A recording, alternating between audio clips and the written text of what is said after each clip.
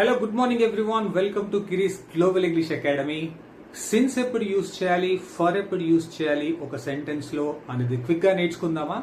ఒక పనిని కొంతకాలంగా చేస్తున్నప్పుడు, ఒక పనిని ఎప్పుడో మొదలుపెట్టి అది ఇంకా జరుగుతున్నట్లయితే ఆ సెంటెన్సెస్ లో సిన్స్ లేదా ఫర్ వస్తుంది. అది ఎలానో క్విక్ గా చూద్దాం.